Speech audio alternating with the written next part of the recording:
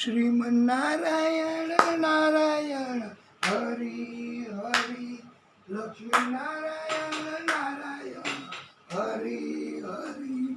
ઓમ નમો નારાયણ હરિ. ઓમ નમો નારાયણ.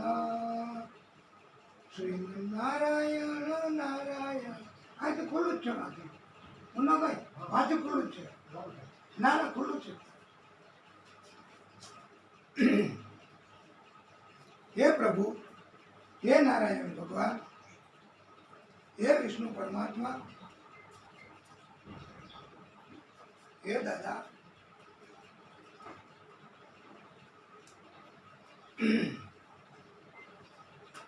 ઓમ નમો નારાયણ હરિ. ઓમ નમો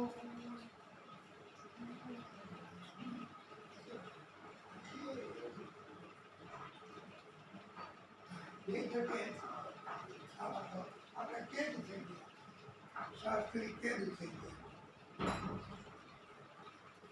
હે પ્રભુ, હે વિષ્ણુ પરમાત્મા, હે દાદા, હે ઈશ્વર,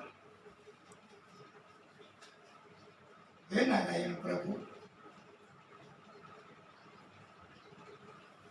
બોલીએ ભાગવત સ્વરૂપ ભગવાન કી જય. વિષ્ણુ પરમાત્મા શ્રી હરિ કી જય. આપણે સુંદર મજાની કથા સાંભળી, આ ટૂંકો વિરામ પણ કર્યો અને વિરામ પછી આપણે પણ આ અતિશય જ્ઞાન પ્રાપ્ત થાય એવી કથા હવે કહેવાની છે અને એટલે જ આપણે ટૂંકો વિરામ કરી લીધો. સુખદેવ પ્રભુ કહે છે, હે પરીક્ષિત, મેરુ પર્વત એની ઉપર 1100 યોજન ઊંચું આંબાનું વૃક્ષ છે. આ આંબાના વૃક્ષમાંથી રસની નદી વહે છે. આ અરુણોદા નદી કહેવાય છે. આ અમૃત સમાન રસ. અને આ મેરુ પર્વતની ઉપર જાંબુના ઘણા ઝાડ છે અને એ જાંબુના ઝાડ એની ઉપર હાથી જેવડા જાંબુ થાય છે. આ પ્રભુની કૃતિ, આ પ્રભુની રચના.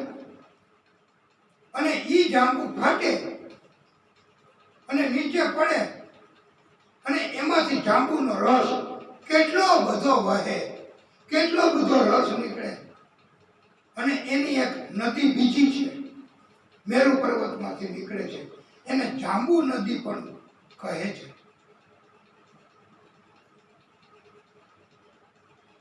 આમ સુખદેવ પ્રભુ એ પરીક્ષિતજીને આવી ઉત્તમ પ્રકારની વાત કહેવા માંગે છે અને આવું જ્ઞાન પણ આપવા માંગે છે. એ સુખદેવ પ્રભુને પોતાને ખબર છે, પોતે પેલા જ્ઞાન મેળવું છે.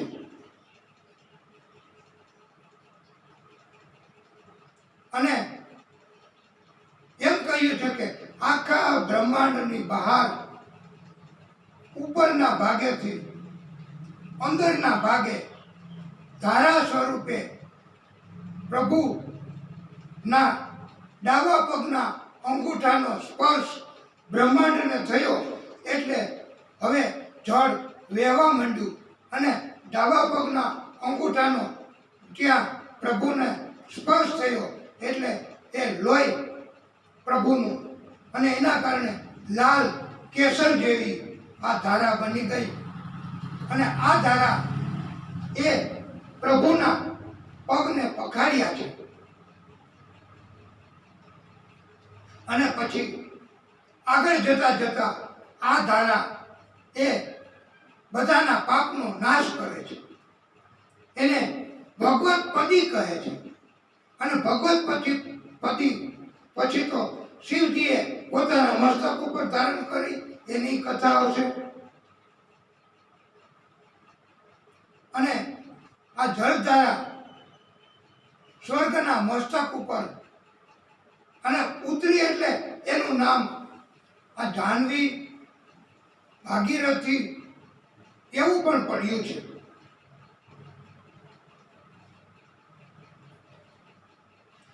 સુખદેવ પ્રભુ પરીક્ષિત રાજાને આવી ગૂઢ અને ગુહ્ય એવી વાત પણ કહે છે અને જેથી કરીને એવું જ્ઞાન આપે તો પરીક્ષિત રાજાને આવું જ્ઞાન હોય તો જ એટેચમેન્ટ લાગણી એવા સંબંધોમાંથી એમની મુક્તિ થાય. આ સુખદેવ પ્રભુ કહે છે કે સૂર્ય છે, ચંદ્ર છે, એ સૂર્ય 2.5 નક્ષત્ર બદલે 2.5 નક્ષત્ર ફરે એટલે 1 માસ થાય. અને પિતૃઓનો 1 દિવસ અને 1 રાત્રિ તે મનુષ્યનો 1 મહિનો કહેવાય. અને સૂર્ય 2 રાશિ પસાર કરે એટલો સમય હોય એને 1 ઋતુ કહેવાય છે. સૂર્ય આકાશમાં જેટલા સમય માં અડધા ભાગમાં ફરે, અડધા ભાગમાં સૂર્ય ફરે આકાશમાં, એને અયન કહેવાય છે. એટલે તો ઉત્તરાયણ, દક્ષિણાયન એમ થાય છે.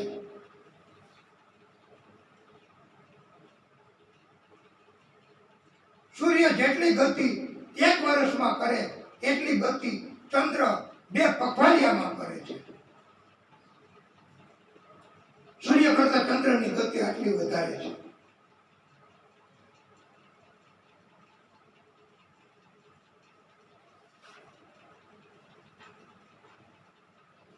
ચંદ્ર પૂર્ણ કળાઓ કરીને શુક્લ પક્ષ કરે છે અને શુક્લ પક્ષ પછી દેવોની રાત્રિ અને દિવસ થાય છે. પોતાની ઓછી વધતી કળાઓ કરીને પિતૃઓના પણ રાત અને દિવસ આ ચંદ્રના કારણથી થાય છે.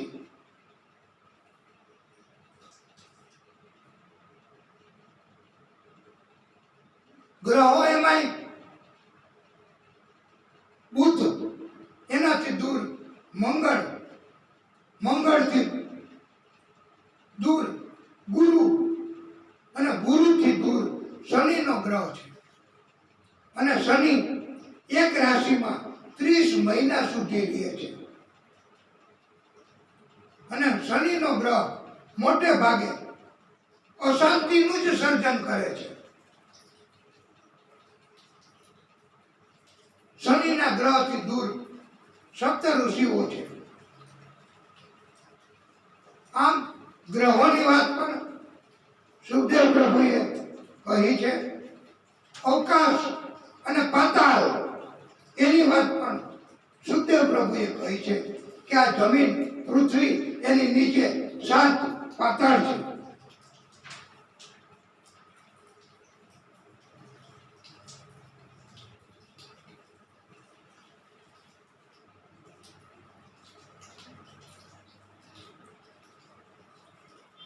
સુખદેવ પ્રભુએ નરકની પણ વાત પરિસ્થિતિને કહી છે. કારણ કે ઉત્તમ જ્ઞાન તો આખું જ, એટલે 28 પ્રકારના નરક. આપણે કઈ અપરાધ કરીએ તો સરકાર કે રાજા સજા કરે,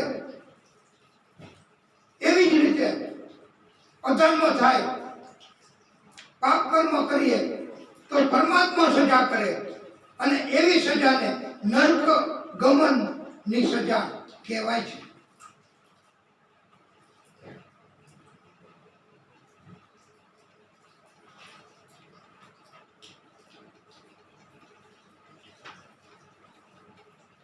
સુખદેવ પ્રભુ કહે છે કે સતત તમે એક ધારું 12 વર્ષ સુધી કોઈ પણ કાર્ય કરો ને એટલે એ કાર્ય સિદ્ધ થઈ જાય.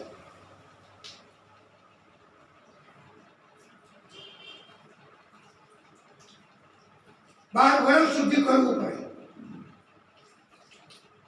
તો કાર્ય સિદ્ધ થાય છે.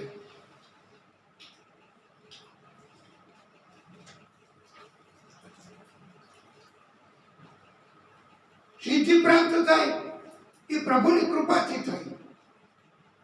12 વર્ષ સુધી પ્રભુની કૃપા મેળવવા કોઈ પણ કાર્ય કરવું પડે. એ કેવું પાપ કર્મ નહીં, સત્કર્મ, પ્રભુ તરફનું કાર્ય. દાખલા તરીકે ગાયત્રી મંત્ર બોલો 12 વર્ષ સુધી, આખો દિવસ અને રાત બોલવા પડે હો. કલાક બોલીને બસ પૂરું, એમ ન હાલે. તો મંત્ર સિદ્ધ થાય. અને સિદ્ધ થાય એટલે શું થાય કે ઈ મંત્ર જેને સિદ્ધ કર્યો હોય ઈ પોતે મંત્ર બોલે, અંજલિ છાટે એટલે એનું કાર્ય થાય. એવી સિદ્ધિ આવે છે. અને એક વખત તો એક મોટો સમ્રાટ, એની યાત્રા નીકળી, એની સવારી નીકળી. સમ્રાટની યાત્રા, સમ્રાટની સવારી, એને બધા પ્રણામ કરે, બધા માન આપે, બધા એમને દંડવત પણ કરે. આવા સમ્રાટ એની સવારી નીકળી. અને સમ્રાટ તો ઊંચા રથ ઉપર બિરાજમાન. સમ્રાટ બહુ હોશિયાર, ચપળ, ચાલાક, બધી જગ્યાએ ધ્યાન રહે. કોઈ માન ન આપે તો એમનો નાશ કરી નાખે. આવા સમ્રાટ એટલે બધાય ભયથી પણ એમને માન આપતા હતા. આ સમ્રાટ એની સવારી નીકળી. એક સંત રસ્તા ઉપર, કિનારી ઉપર બેઠા બેઠા માળા ફેરવતા હતા. આપણે હિન્દુઓ માળાને માનીએ છીએ, માળા ફેરવીએ છીએ એવું નથી હો. મુસ્લિમ લોકો માળા ફેરવે છે.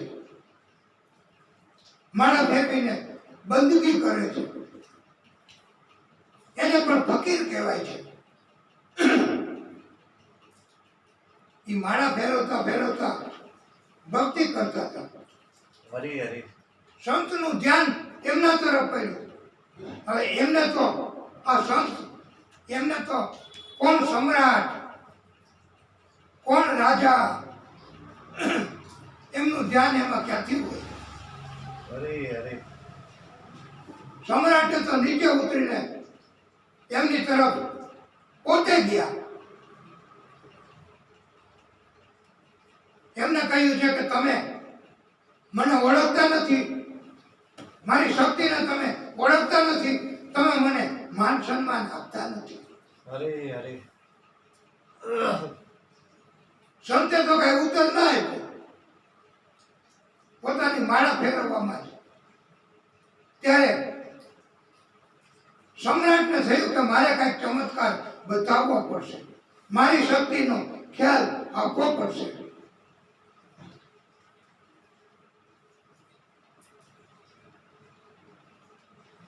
એટલે સમ્રાટે તો સંતને કહ્યું કે જુઓ તમે હવે પોતાના પાસેથી જે પિસ્તોલ હતી એ એમણે જોયા વગર ફાયરિંગ કર્યું ઉપર.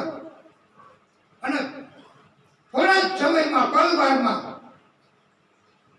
પક્ષી તરફડિયા કરતું કરતું નીચે પડ્યું અને મૃત્યુ થયું પક્ષીનું. આવી શક્તિ જોયા વગર પણ નિશાન કરી શકે અને હત્યા કરી શકે. સંત એમણે તો કાંઈ ધ્યાનમાં ન લીધું. છતાં સમ્રાટે એમનું અપમાન કર્યું. સમ્રાટને પછી સંતે કહ્યું કે તમે, તમારી શક્તિ આવી જ છે, આટલી જ છે કે આનાથી વિશેષ બીજી કોઈ શક્તિ તમારી પાસે છે તો એ પણ મને તમે બતાવી દો. ત્યારે સમ્રાટે કહ્યું કે બીજી કોઈ શક્તિ હવે મારી પાસે નથી. ત્યારે સંતે કહ્યું કે તમે હવે આ પક્ષી જે મૃત અવસ્થામાં પડ્યું છે એને તમે પાછું જીવતું કરી આકાશમાં ઉડતું કરી શકશો. અરે અરે સંતે કહ્યું કે એવી કોઈ શક્તિ જ નથી કે મરેલ હોય એને જીવત કરી શકે. ત્યારે સંત એમણે સમ્રાટને બતાવવા માટે કહ્યું કે પલવાર થોભી જા હે વત્સ. અને પોતે માળા કરતા હતા. એ માળા એમણે મંત્રનો મનમાં સ્મરણ કર્યું પ્રભુનું અને જપ કરતા હતા. એ જપનો મંત્ર એમણે કર્યો મનમાં ને મનમાં. અને એ માળા એમનો ઘણા જ બળથી ઘા કર્યો. માળા તૂટી એના મણકા રડતા રડતા રડતા દળતા દળતા દળતા મરેલું પક્ષી હતું ત્યાં પહોંચ્યા. અને એક મણકો એને સ્પર્શ થયો, ટચ થયો અને પક્ષીમાં જીવ આવી ગયો, ઉડી ગયો આકાશમાં. આવી સત્કર્મની કમાણી હોય છે, આવી પુણ્યની કમાણી હોય છે, આવી સિદ્ધિ મળે છે. અરે અરે અને સંત ના પગમાં સમ્રાટ પડી ગયા અને એમણે પોતે આવો બોધ ઉત્પન્ન કર્યો અને બોધ લીધો. પછી સંત એમણે પણ સમ્રાટને બોધ આપ્યો. સમ્રાટે ઉપદેશ લીધો. ભાગવતકારોએ પણ ઉપદેશ આપ્યો છે કે આપણે બધા મનુષ્યો વાણી, શરીર, મન એનાથી ઘણા પાપ કરીએ છીએ. આવા પાપ છોડી દેવા અને સત્કર્મો કરવા. સત્કર્મ આ જન્મમાં નહીં કરીએ તો બીજા જન્મ લેવા પડશે અને પાપ ભોગવવા પડશે અને નરકમાં પણ જવું પડે એવું બની શકે છે. માટે મનુષ્ય અવતાર પ્રાપ્ત થયો છે. 84 લાખ અવતાર ધારણ કર્યા પછી મનુષ્ય અવતાર મળે છે. એમને મનુષ્ય અવતાર નથી મળતો. માટે એને આવી રીતે વેડફી નાખવાનો નથી. આ મનુષ્ય અવતાર લીધો મળ્યો તો એને બગાડવાનો નથી. કોકની નિંદા કરીને, કોકની ઉપર આપણે બળ અજમાવીને, કોકને તાબે કરીને, કોકને ગુલામ બનાવીને તો આનાથી તો કાંઈ મળશે નહીં. અભિમાન મળશે, ગુસ્સો વધશે અને પછી બધા ત્રાસ થાય. બધાને ત્રાસ થશે તો બધા એમ કહેશે કે હવે તો આ ત્રાસ દૂર થાય તો સારું, એટલે આ આપણું મૃત્યુ થાય તો સારું, એવું બધા કહેવા માંગશે. માટે મનુષ્યનો અવતાર એને બગાડવો નહીં, પાપ કર્મ કરવા નહીં, જુલમ કોઈ ઉપર કરવો નહીં અને છેલ્લે પ્રભુ સત્કર્મથી રાજી થાય, જીવન ધન્ય બનાવે. અને કોઈ ભક્તિ કરે તો એને કઈ ભૂખા રહેવું નથી પડતું હો. કોઈ ભજન જ કરે પ્રભુનું તો આ મીરાબાઈ, નરસિંહ મહેતા એ ભજન કરે, કીર્તન કરે 24 કલાક તો પ્રભુ એમના કામ કરી જતા હતા. એમની કથાઓ આપણે સાંભળી છે તો પણ આપણે હવે નહીં માનીએ અને હજી આપણે ખોટા ખોટા બહાના બતાવો કે અમારે દુનિયામાં રહેવું છે, દુનિયા હારે વ્યવહાર રાખવો પડે, દુનિયા હારે સંપર્ક રાખવો પડે, દુનિયા હારે લેવડ દેવડ કરવી પડે, એના માટે ધન જોઈએ, સંપત્તિ જોઈએ તો અમારે ધન સંપત્તિ મેળવવા સતત આવું કામ કરવું જ પડશે. અને નહીં કરીએ તો જેને નથી કર્યા પાપ કર્મ, તો એને શું? પ્રભુએ કામ એના નથી કર્યા? એ કઈ ભૂખ્યા મરી ગયા છે? અને હરિને ભજતા હજી કોઈની લાજ ગઈ હોય એવું કઈ જાણ્યું છે ક્યારેય? તો ભાગવતકારો કહે છે કે ભક્તિ નાનપણથી એ કરી છે. ધ્રુવજીની આપણે કથા સાંભળી તો એમને પણ ભક્તિના કારણથી પ્રભુએ બચાવ કર્યા છે. એમના કષ્ટ દુનિયાએ આપ્યા છે તો દુનિયાના કષ્ટમાંથી ભક્તોનો બચાવ કર્યો છે. તો આપણે ભક્તિ કરશું તો શું દુઃખી થશું? આપણે ભક્તિ કરશું તો શું હેરાન થશું? આપણે ભક્તિ કરશું તો શું ખાધા વગરના રહી જશું? જળ વગરના રહી જશું? ખોરાક વગર પણ ભક્તિ કરીએ, જળ વગર પણ ભક્તિ કરીએ તો પ્રભુ વહેલા રાજી થાય, અનેક ગણું આપે છે. એ પણ આપણે પછી કથામાં કહેવાનું જ છે કે સુદામા એમના પત્ની સંતાનોને કાંઈ મળતું નહોતું, ખાવાનું જળ પણ નહોતું મળતું, છતાંય ભક્તિ છોડી નથી. તો આપણને ખોરાક નહીં મળે, જળ નહીં મળે એટલે દુઃખી થઈ જશું, મૃત્યુ થશે એવું માનીને આપણે આવા ધન કમાવાના, સંપત્તિ ભેગી કરવાના કર્મોમાં આપણે રહીશું રચ્યા પચ્યા. તો પછી આપણને નરકની સજા તો થશે જ. માટે એમ કહ્યું છે કે આવી સજામાંથી બચવા માટે પાપ કર્મ કરવા નહીં, પ્રભુ તરફના જ કાર્ય કરવા.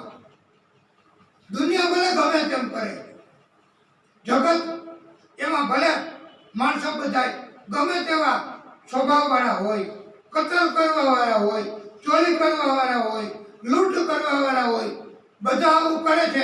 માટે આપણે પણ આવું કરવું, એવો અભિગમ છોડવો, એવું અભિમાન છોડવું અને આપણા સંતાનોને પણ એવા માર્ગે જતા રોકવા.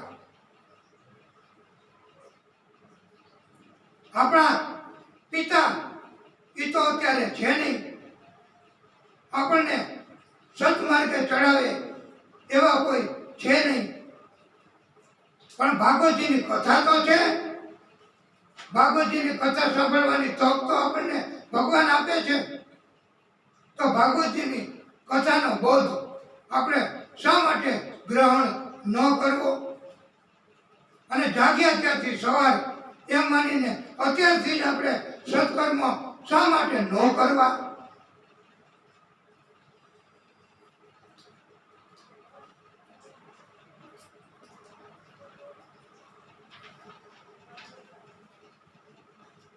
સુખદેવ પ્રભુએ પરીક્ષિતજીને ઉત્તમ મજાની કથા કહી છે.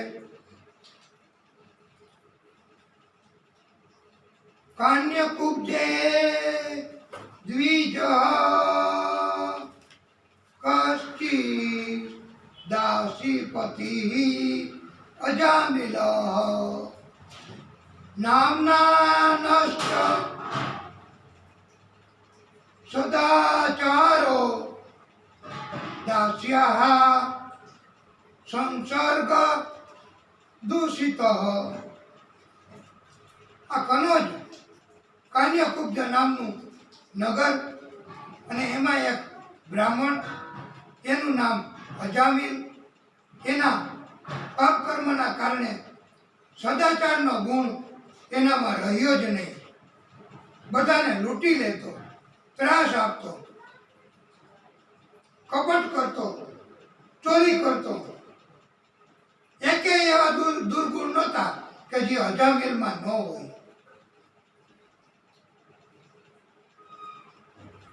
અજામિલ એ વેશ્યાને પણ ઘરમાં લાવતો.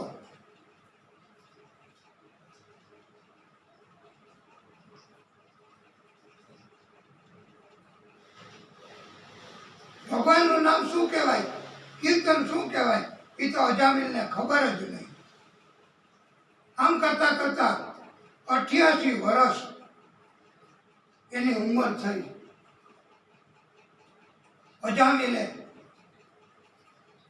એક વેશ્યામાં મન બગાડ્યું, ઘરમાં પણ લાવ્યો. એને સંતાનો પણ હતા જ, પણ કોઈનું નામ ભગવાનના નામ ઉપરનું રાખ્યું જ નહોતું. એકવાર સાધુ સંતો યાત્રામાં નીકળ્યા, અજામિલ ના ગામમાં આવ્યા. પાદરમાં પૂછ્યું કોઈ બ્રાહ્મણનું ઘર છે? ત્યારે બધાએ બતાવ્યું કે સામે અજામિલનું ઘર છે. ગામ લોકોને એમ થયું કે હવે ત્યાં જાય સંતો અને અજામિલ ત્રાસ આપે એટલે જોવા જેવી થશે. આવો આનંદ જ કળિયુગમાં બધા કરતા હોય છે હો. અને એના આનંદની જ શોધમાં હોય છે, પણ કોઈ ઉત્તમ આનંદ કે સત્કર્મ મોટે ભાગે કરતા નથી. સંતો પધાર્યા. અજામિલની પત્ની વેશ્યા ઘરમાં હતી. એ તો રાજી થઈ કે આજે તો મારા ઘરે સંતો પધાર્યા, આજે તો મારા ઘરે પત્નીએ ઉત્તમ પ્રકારનું ભોજન બનાવ્યું, બ્રાહ્મણોને સંતોને ભોજન કરાવ્યું, અને પછી કહ્યું કે તમે હવે અહીંથી જતા રહો, જલ્દી કરો, નહીતર મારો પતિ આવશે તો તમને બધાને ત્રાસ આપશે, તમારું અપમાન કરશે, પરેશાન કરશે, કષ્ટ આપશે. ત્યારે સંતોએ કહ્યું કે અમે તમારા ઘરનું ભોજન લીધું છે, અમે તમારું કલ્યાણ કર્યા વગર નહીં જઈએ, અને હજી તો અમારે તમારું ભોજન લીધું પછી તમારા ઘરેથી અમારે દક્ષિણા પણ લેવી છે. સંતો તો ત્યાં રહ્યા. અજામિલ આવ્યો દોડતો દોડતો, ગુસ્સે થયો. સંતોને જોઈને તો વધારે ગુસ્સે થયો કે આ સાધુરામને કોને ઘરમાં ગાળ્યા છે. આવા શબ્દો કહેવા લાગ્યો, અપમાન કરવા લાગ્યો. અજામિલ સંતોને તો કાંઈ અસર ન થઈ. એ તો ભજન કીર્તન કરતા હતા, હરી હરી હરી હરી. સંતોએ કહ્યું કે અમે તમારા ઘરનું ભોજન લીધું છે, તમારું કલ્યાણ કરવું છે, દક્ષિણા લઈને જશું. ત્યારે અજામિલ ગુસ્સામાં આવીને કહે છે કે તમારા થેલા, એનો સામાન સામગ્રી એ તમારી પાસે હું રહેવા દઉં છું, એને દક્ષિણા સમજી અને તમે વયા જાઓ. ત્યારે સંતોએ કહ્યું છે કે અમારે આવી દક્ષિણા નથી જોતી, અમે સાધુ ધનના ભૂખ્યા નથી.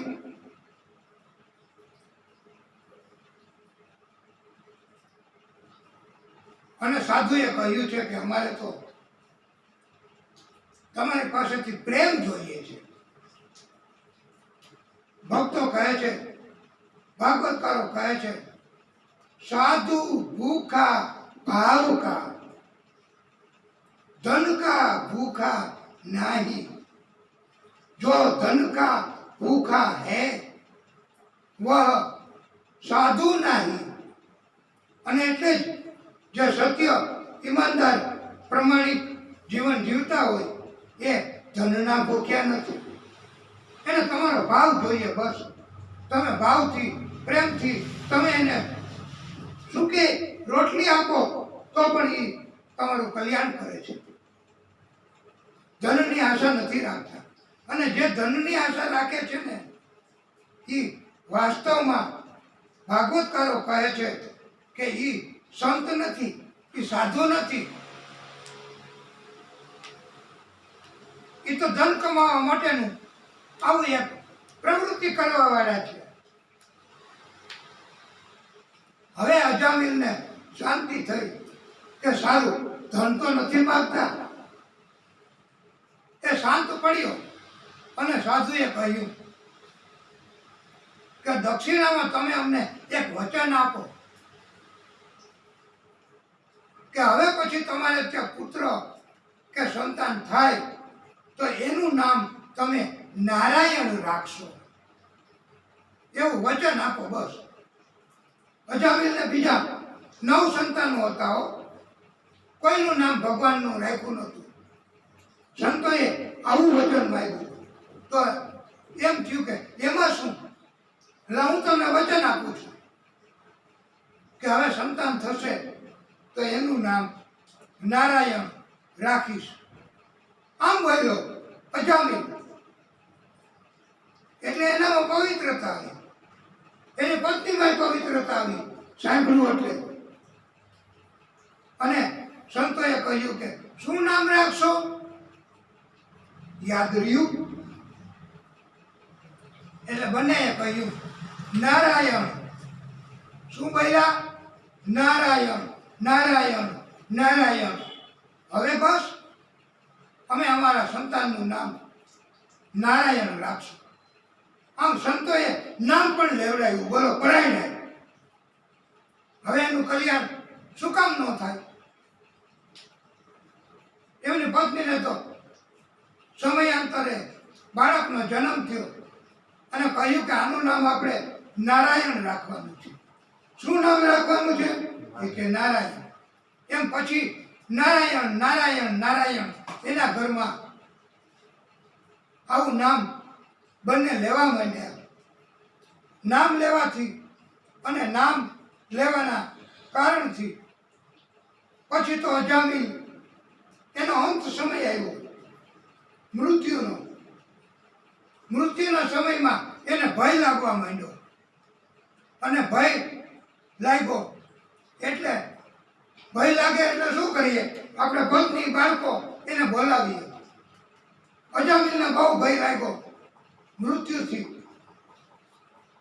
એટલે એ તો એના સંતાનને, અને એને હમણાં સંતાન થયું હતું નાનકડું, એટલે એને નારાયણ, નારાયણ એવો પોકાર કર્યો. હે નારાયણ, મને ભય લાગે છે. હે નારાયણ, તું મને બચાવ. હે નારાયણ, મને મદદ કર. તો નારાયણ વિષ્ણુ પરમાત્મા એમને એમના પાર્ષદોને મોકલ્યા. એમના પાર્ષદો આવ્યા એટલે એમના દૂતો તો વયા ગયા.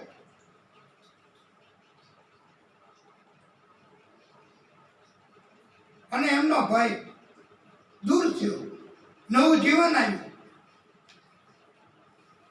અને આપણે આ કથા સાંભળી અને આ કથા ના માધ્યમથી આ નામ લેવાનું કેટલું મહત્વ છે એનું આપણને જ્ઞાન છે.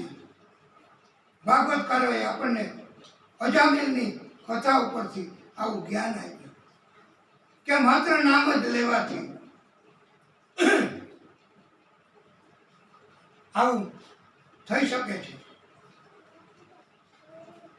અને ભક્તો હજી પણ સમજાવવા માટે કહે છે નારાયણ નામ હે હારી लियो सब प्रेम से धारी नारायण नाम है भारी लियो सब प्रेम से धारी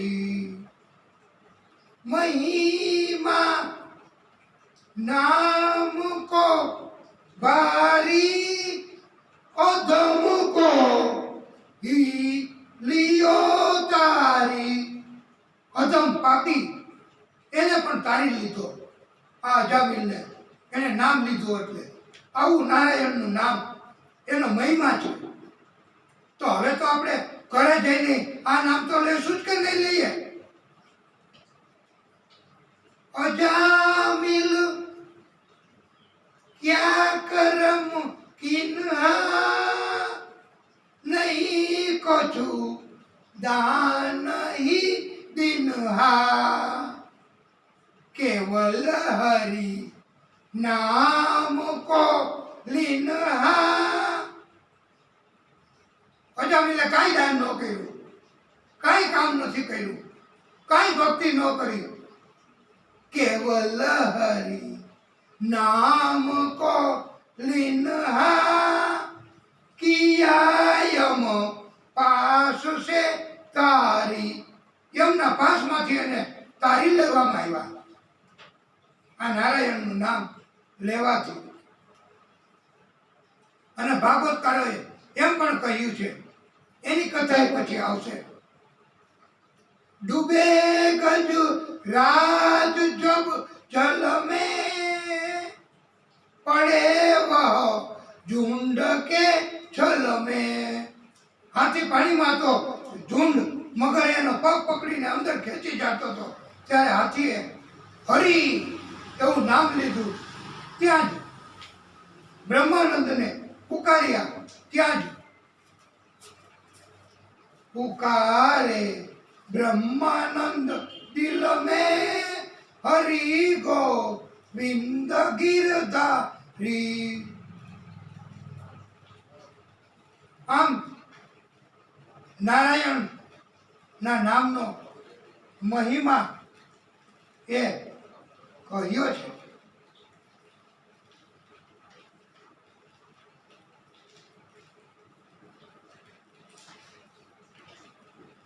એવો મહિમા નામનો. અને આપણે બધા જાણીએ છીએ કે નામ લખવાથી તો રામ પથ્થર પણ તરીએ છે. તો આપણે તો વાલા ભક્તો તરી જ જવાના, કારણ કે આપણને તો મનુષ્ય અવતાર મળ્યો છે. અને આવતીકાલે રામનવમી છે, એટલે આપણે રામ રામ રામ એનું નામ પણ જો પથ્થરને તારી દેતા હોય તો આપણને તો તારી જ દે ને. એટલે આ રામનું નામ લખવાથી પથ્થર થયા. એ રામની કથા, એ રામજીનો જન્મ. આપણે આવતીકાલે રામનવમી છે, એટલે રામનવમી આપણી કથામાં પણ બપોરે આવતીકાલે 12 વાગ્યે રામજીનો જન્મ કરાવશું. રામજીનું પ્રાગટ્ય થશે, આપણી કથા દિવ્ય બનશે આવતીકાલે. અને આખી પૃથ્વીમાં રામ અવતાર આવતીકાલે થવાનો છે. એવી રામનવમીની ઉજવણી આવતીકાલે બધા ભક્તો કરવાના જ છે. આપણે પણ આપણી કથામાં આવતીકાલે બપોરે 12 વાગે રામ એમનો જન્મ કરાવશું. અને સાંજે આવતીકાલે 6 વાગ્યા આસપાસ ભગવાન કૃષ્ણનો જન્મ કરાવીશું. એટલે આવતીકાલની દિવ્ય કથા આપણને મળવાની છે સાંભળવા. એવી તક આપણે ગુમાવવી નહીં. અને એક ચિત્તથી સભાનતાપૂર્વક જ સાંભળવી. કરોડ રૂપિયાનો લાભ થતો હોય ને તો એને છોડી દેવો. એવો કોઈનો ફોન આવે તો એને છોડી દેવો.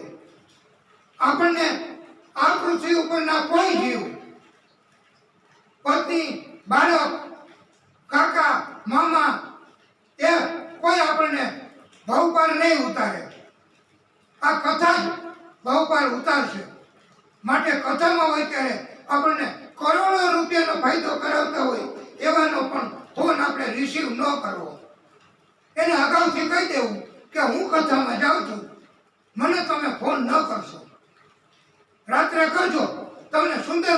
બોધ કે જવાબ આપીશ.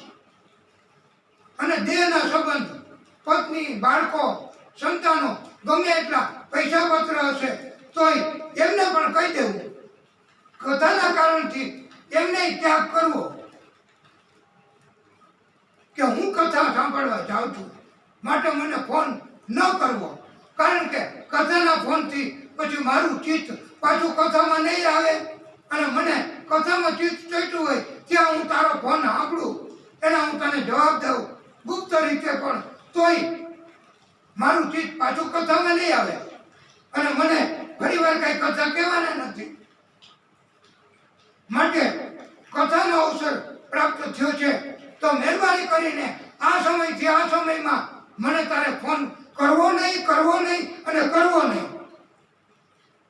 કારણ કે કોઈ દેહના સંબંધી ભવપાર નહીં ઉતારે, ભવપાર આ કથા જ ઉતારશે.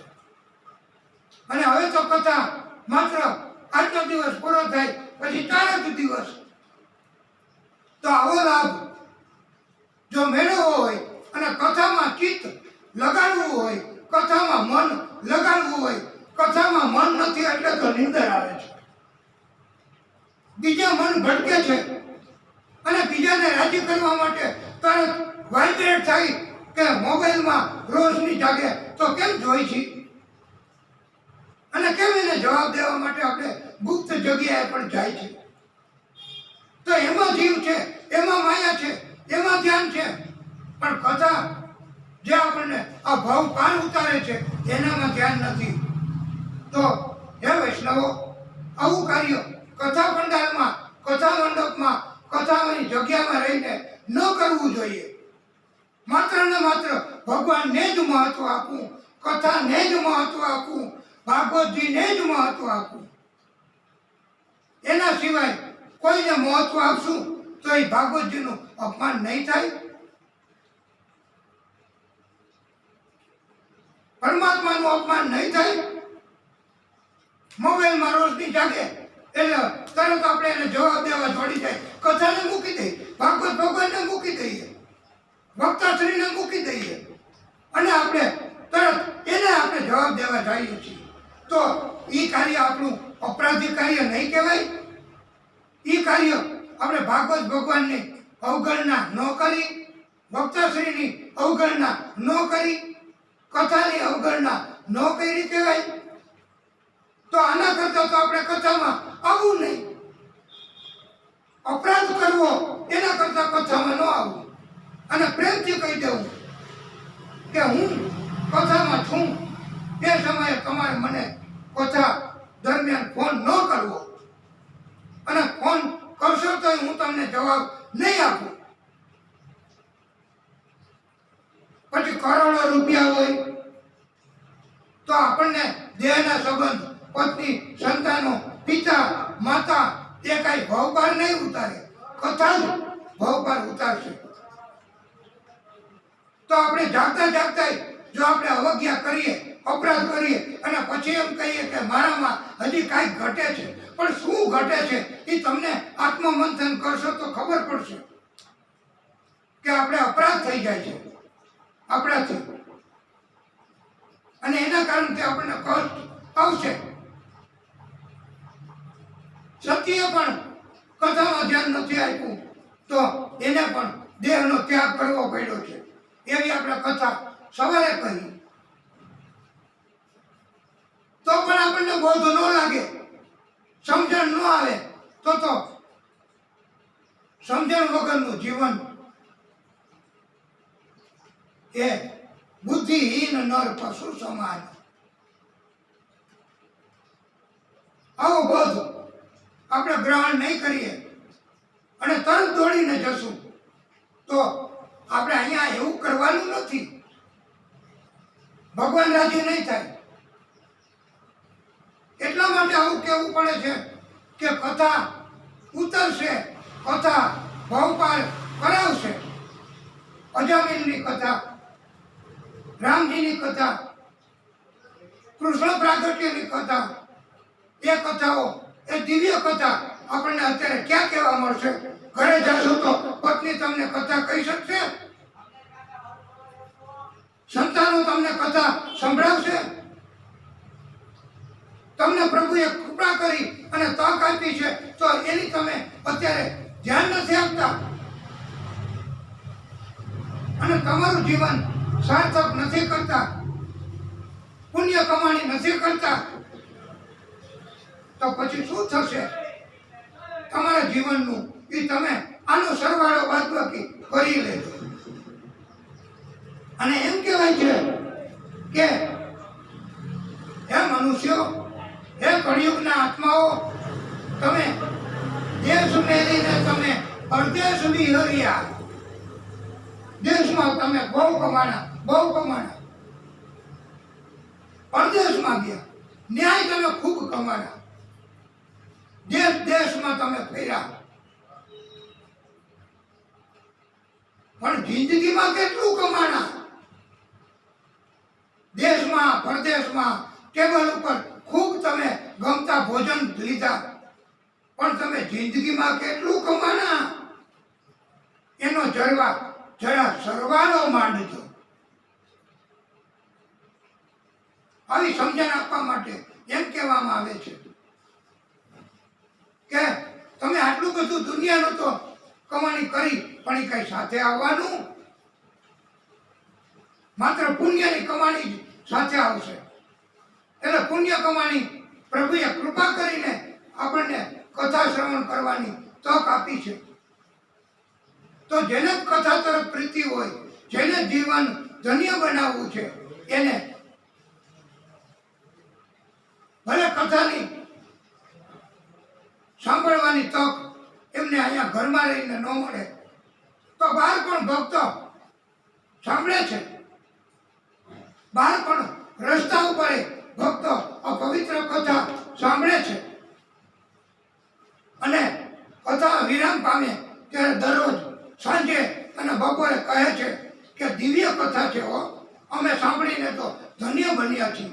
આવું બહાર પણ સાંભળનારા કથાને સ્વીકારે છે. તો આપણે આવી પ્રવૃત્તિ કર્યા જ કરશું 7 દિવસ સુધી, તો પછી આપણું સરવાળો બાદબાકી કરી લેવો કે આપણું જીવન હવે કેવી રીતે ધન્ય બનશે.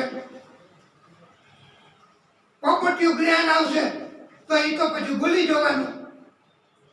કથા એ જ હૃદયને પવિત્ર બનાવે અને સંત બનાવે, એ જ કથા. આવી સમજણ ભાગવતજી આપણને શીખડાવે છે.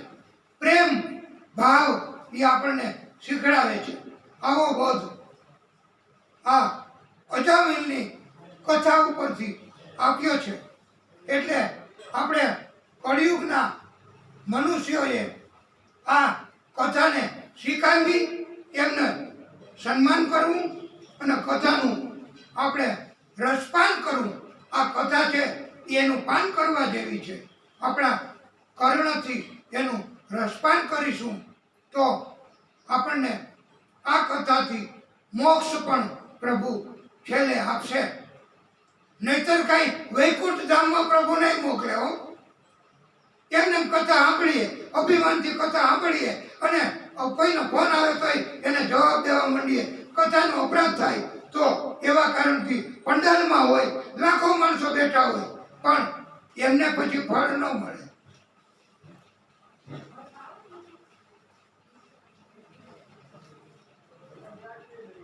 આ સંકાદિક ઋષિઓ સ્વરૂપે ભગવાને અવતાર ધારણ કર્યો અને પ્રભુના દર્શન કરવા 6 દરવાજાઓ એમને પાર કરી લીધા.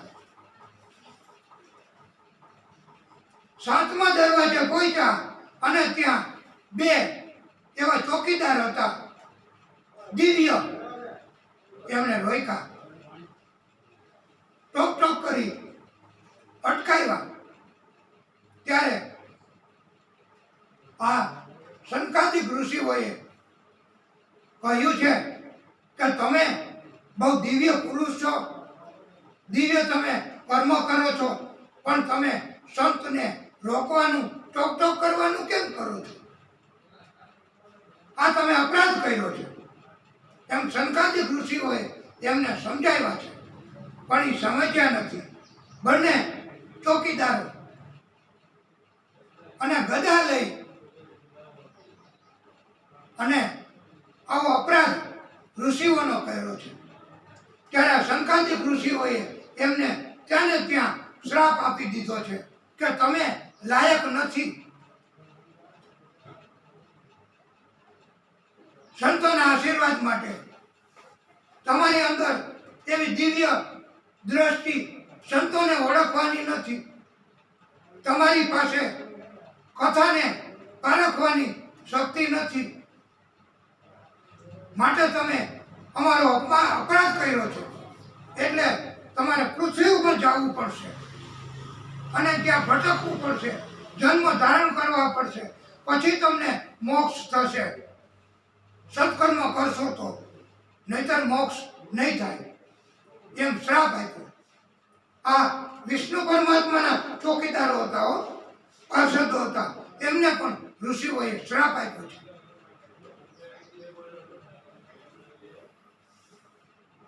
વિષ્ણુ પરમાત્મા પણ હાજર થયા આ ઘટનાથી અને ઋષિઓને પ્રણામ કર્યા.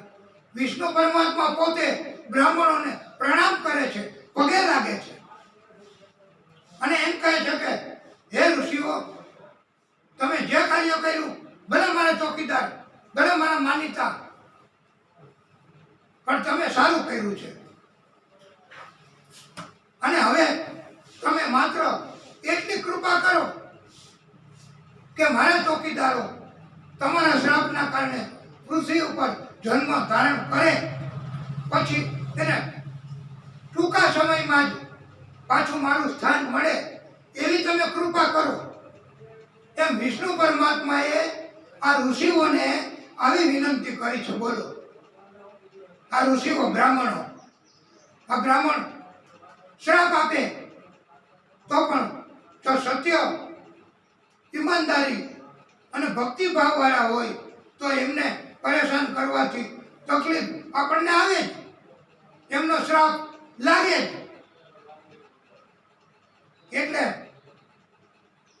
શંકાદિક ઋષિઓએ પ્રભુના કહેવાથી કૃપા કરી અને કહ્યું કે તમે આ પાર્ષદો મારા શત્રુ તરીકે કામ કરશે તો એને 3 જન્મ લેવા પડશે. કારણ કે શત્રુ તરીકે કામ કરે તો એનું કાયમ શત્રુથી વાકેફ તો રહેવું પડે, ચેતીને તો રહેવું પડે. એનું જ રટણ મનમાં આવે, જ્યાં જોવે ને શત્રુ જ દેખાય. એટલે એમ કહ્યું છે કે 3 જન્મમાં, અને એનો જન્મ થાય આ પાર્ષદોનો બંનેનો, એટલે એનો ઉદ્ધાર કરવા, એનું મૃત્યુ કરવા પ્રભુ આપે જ પ્રાગટ્ય કરવું પડશે. એટલે શંકાદિક ઋષિઓના કહેવાથી, એના અભિગમના કારણથી, એના ઉપદેશથી પ્રભુએ પણ આ પાર્ષદોનો મૃત્યુ કરવા જન્મ લીધા છે. અને આ પાર્ષદોએ પૃથ્વી ઉપર 3 વખત જન્મ ધારણ કર્યા છે.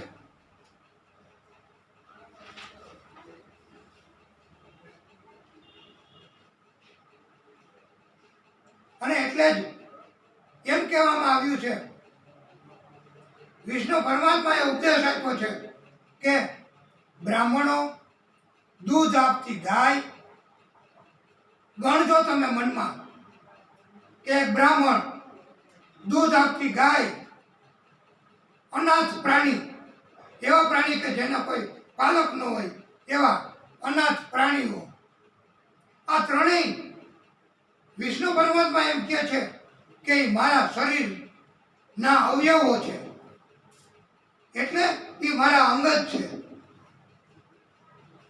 એને હેરાન ન કરવા. કોને?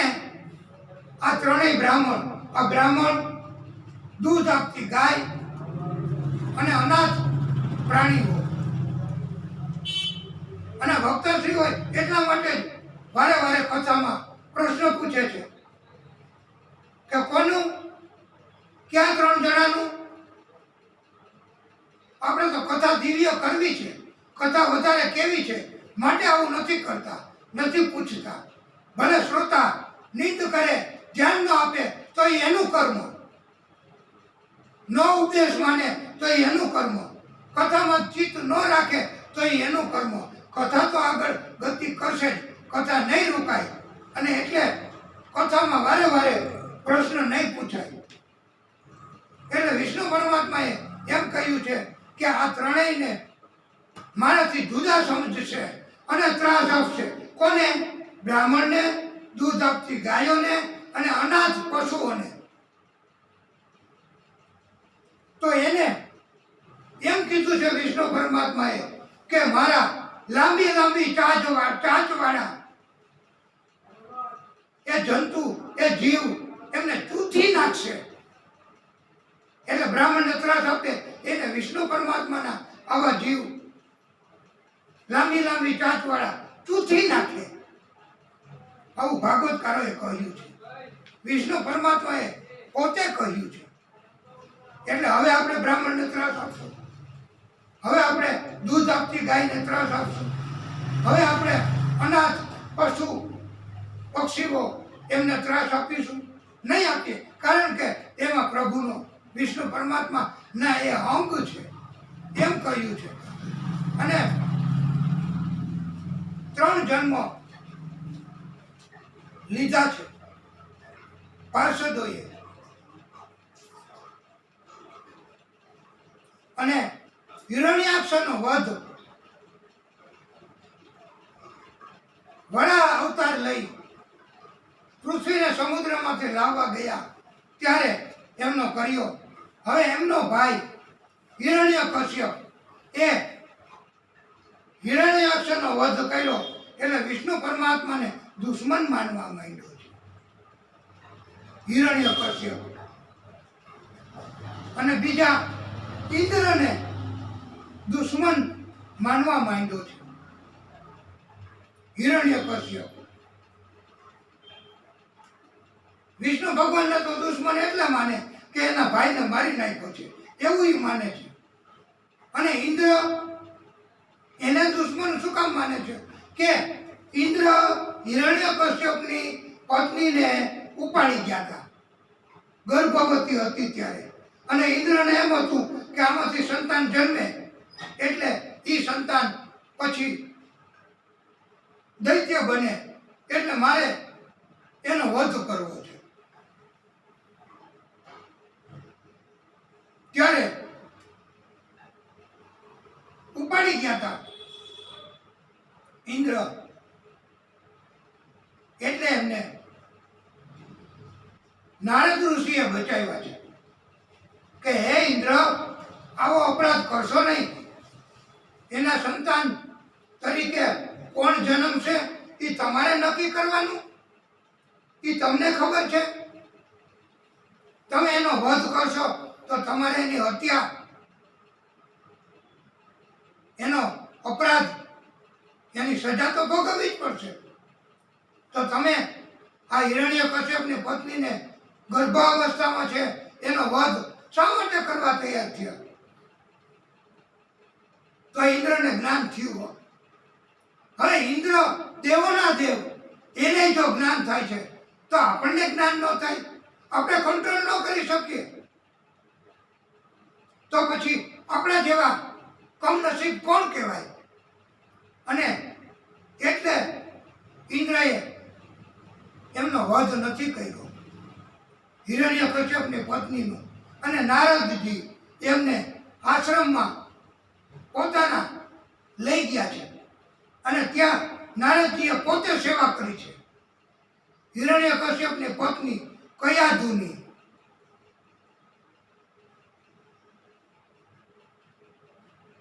અને એમના ગર્ભમાં ઉત્તમ એવા સંસ્કાર આપ્યા છે નારદ ઋષિએ પોતાના આશ્રમમાં લઈ આવીને.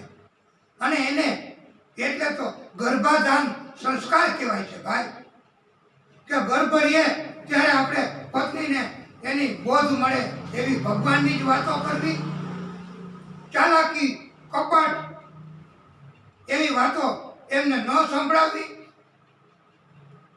નારદજીએ આવો ગર્ભધાન સંસ્કાર આપ્યા છે અને એટલે જ એના ગર્ભમાંથી સમયાંતરે સંતાનની પ્રાપ્તિ થઈ છે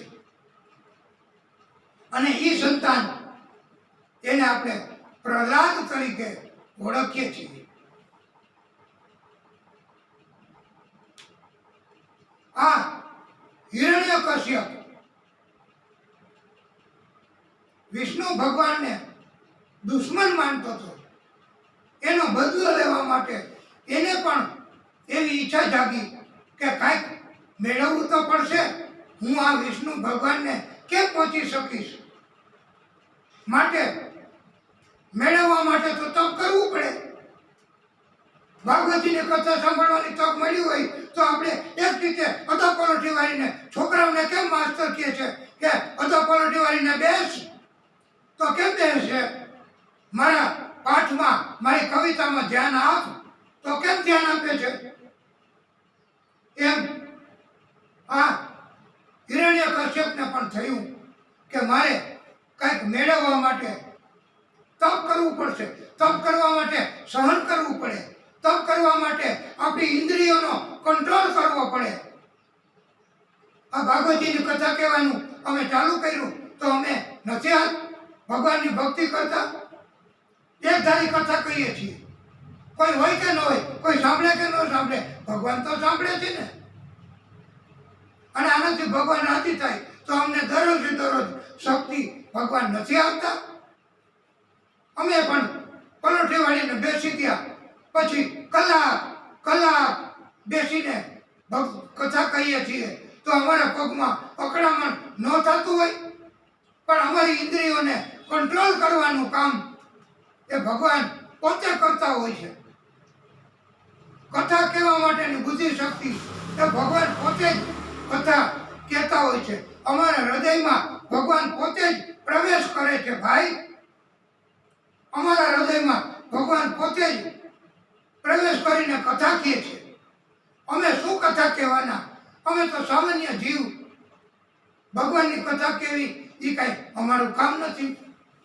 અમે કોઈ સંત નથી, અમે કોઈ ભક્તિ કરવાવાળા નથી, પણ છતાંય ભગવાન અમારા હૃદયમાં આવી અને કથા એકવાર ચાલુ કરી પછી ભગવાન જ કહે છે. એટલે જ આવી દિવ્ય કથા એમાં જરાય ભૂલ પડતી નથી. આવું રેકોર્ડિંગ થાય છે આ મોબાઈલની અંદર, અને એ ધ્યાન કોણ રાખે છે? એ ધ્યાન ભગવાન રાખે છે અમારા હૃદયમાં અહીંયા હાજર રહીને. તો આપણે આપણી અંદર ભગવાન એવી શક્તિ શ્રોતાની અંદર કેમ ન આપે?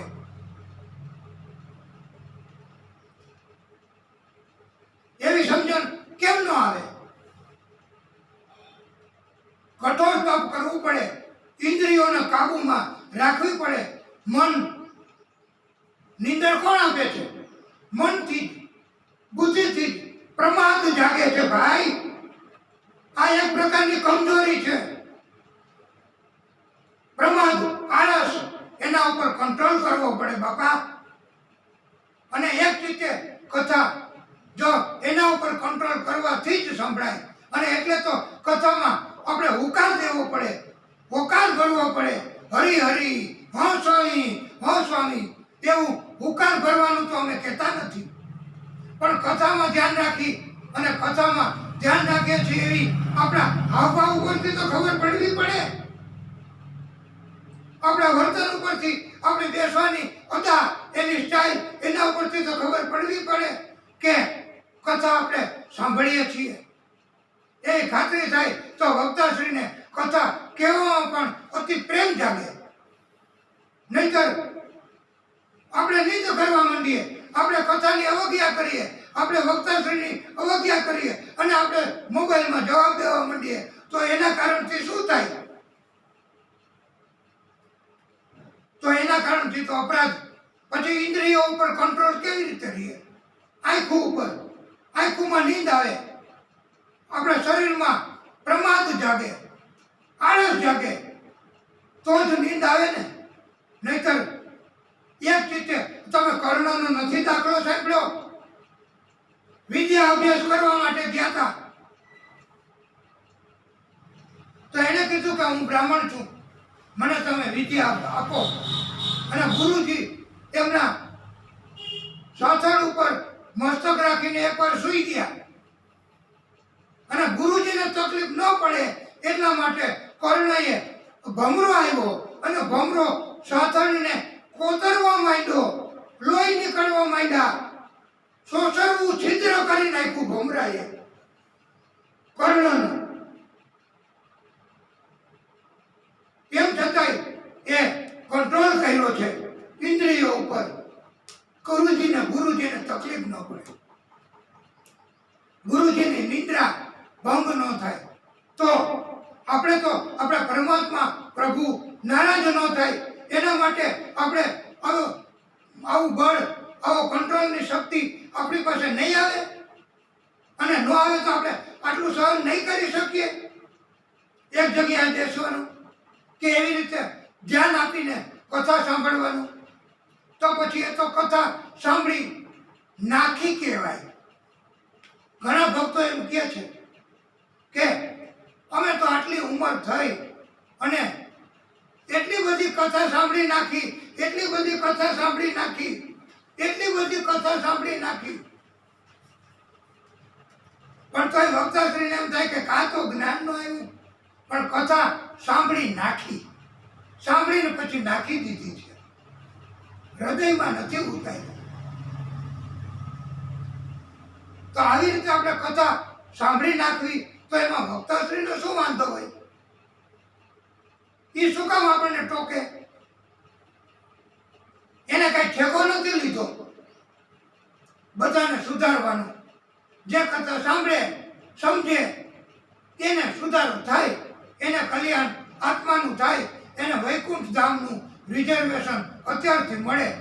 પણ સાંભળીને નાખે કથા, એને ક્યાંથી રિઝર્વેશન મળે?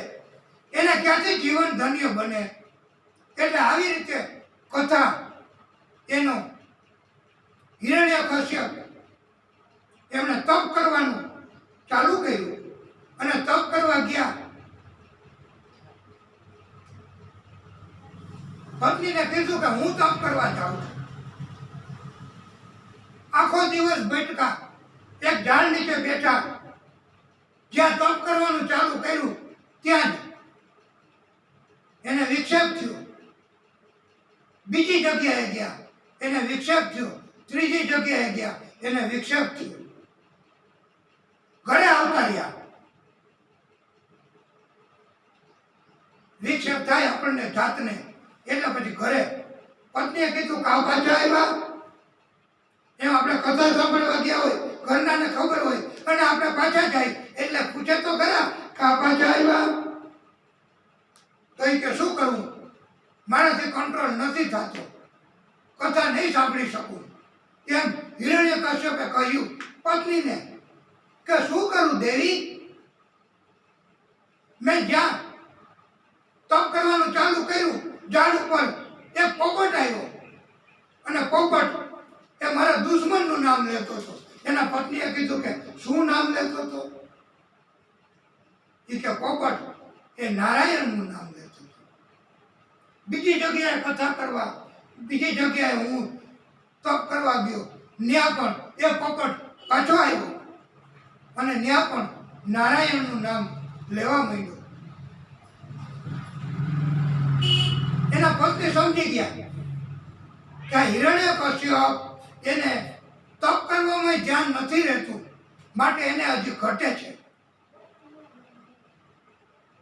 કર્મ. એટલે એના પત્નીએ એને વારે વારે પૂછવા માંડ્યા કે નાથ, પોપટ શું બોલતો હતો? તમે તપ કરવા ગયા ત્યારે? એ કે પોપટ નારાયણ બોલતો હતો. થોડીક વાર થાય પાછી એની સેવા કરે એના પત્ની અને પૂછે કે હે પતિદેવ, હું તો ભૂલી ગઈ, પોપટ શું બોલતો હતો એ તો મને કયો. એ કે હમણાં તો કીધું નારાયણ નારાયણ નારાયણ. પાછી થોડીક વાર થાય, આમ કરી કરીને પતિ પાસે નારાયણનું નામ 108 વખત એમ કહેવાય છે કે એના પત્નીએ લેવડાવ્યું, પછી ઘડતું હતું એ પૂરું થયું અને પછી તપ કરવા ગયો છે હિરણ્યકશ્યપ. અને તપ કરવા ગયા અને તપ કરતા કરતા એમનું ધ્યાન પછી તપમાં લાગ્યું છે. અને